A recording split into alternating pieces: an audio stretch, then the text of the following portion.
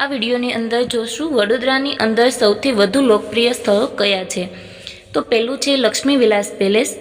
ઈસવીસન 1890માં બનેલો આ મહેલ મહારાજા સયાજીરાવ ગાયકવાડ IIIનું ખાનગી નિવાસસ્થાન હતું અને તેને ભારતની સૌથી ભવ્ય રચનાઓમાંની એક રચના ગણવામાં આવે છે।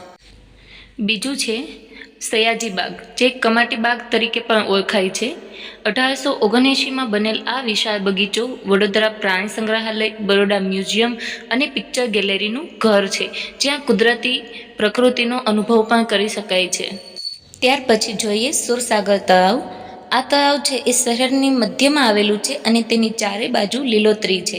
તે મૂળ ચંદન તળાવ તરીકે પણ ઓળખાતું હતું।